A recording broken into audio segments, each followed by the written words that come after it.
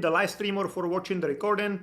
Today is another most common questions about some topic type of series. This time about trade license. And one of the most common questions is what is ICO or ich or ICO, ICO, whatever you like pronounce it like, just the ICO. And in the purest explanation, it's an abbreviation of three Czech words: identifikační číslo osoby, basically like personal identification number.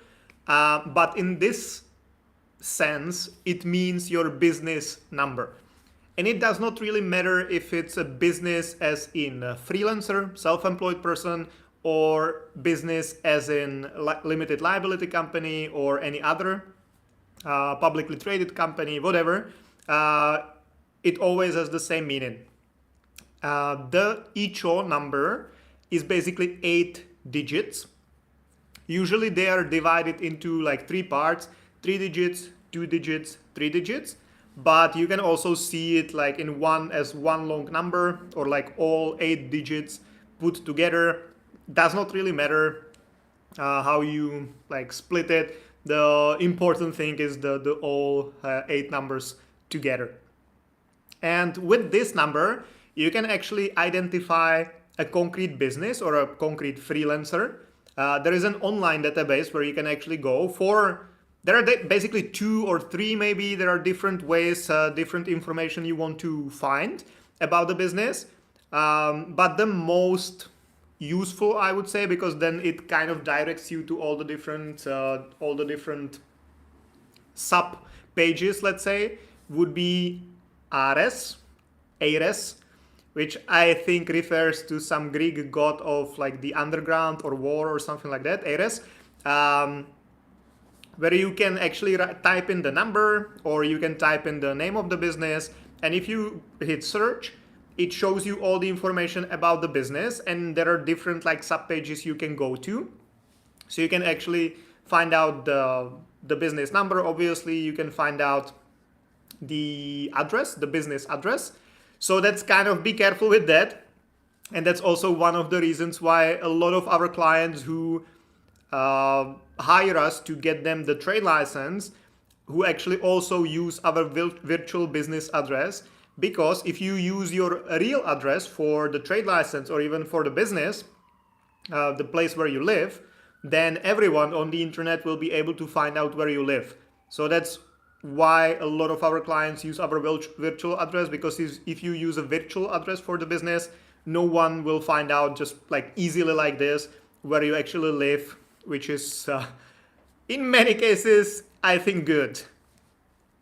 So back to the website, you can find out the address. You can find out there where the business was established, if the business is a VAT payer or not, if it's a solid VAT payer, because also if you pay the VAT late or if there are some problems with that, you can get flagged, and basically everyone on the internet will see that you are how is it called, something that they just flag you, and it shows that you are not a solid payer of the VAT. And then depending on the type of business, you can find out way more information about the business as well. For actual companies, not freelancers, they also have to post their yearly tax returns online, so everyone can see that. So if you are interested in a business and you want to know how much money they make and like how many employees they have, corporations actually have, they have to post it every year. Some of the companies don't do it anyway, but then they face fines, but they potentially have a reason not to do that. So they are fine with paying a fine. They're fine with paying a fine. That's a nice sentence, instead of like posting the financials. But you can actually find out a lot of information about the business just using this number. And actually, if you're the business owner, you need it for everything, like for all the contracts, any orders you make. Even if you go to Alza and just want to buy something, they will ask you about the business number if you want to, of course, use it in your taxes, for example, or VAT. And also in many cases, if you go to e-shops and stuff, and you want to buy something for the company, they will pre-fill all the information about you or about the company just based on the number, because the databases are publicly accessible. So it's, I guess, very easy for programmers to connect it to the online database and actually use it. That actually helps me as well, because I'm responsible for sales and for invoices in Move to Prague.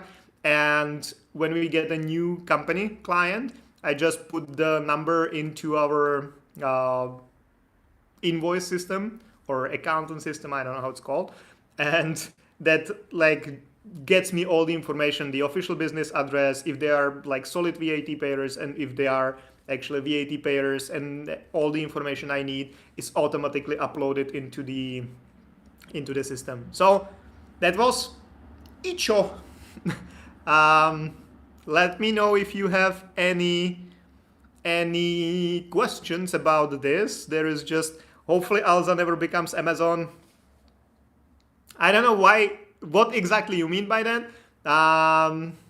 There are some pains for Alza as well, because they've been growing as crazy, like all the years they've been on the market, and they're always trying to like improve. And it also brings some pains, which is normal when you're scaling up a business, I think. Anyway, guys, if you have any questions about ICO, about the trade license, business number, whatever, now's the time. Because if no one has any questions related to the topic, then I will go to the joiners area only, and I will have another live Q&As session where you can ask me anything. The same as you know from my previous live streams. Now the difference is that I only do it for people who join the community. It's $8 a month. You get 8 live streams with me. So basically 8 private consultations with me every month. So $1 per live stream. I think it's a good deal, but I'll leave it up to you. And since there are no questions about this topic, I will be finishing the live stream, and I will be going to the members area or joiners area, and I will be waiting there for your questions as well. So thank you very much for being here, guys, and see you again Monday, Thursday, until the end of the world. Good night, goodbye.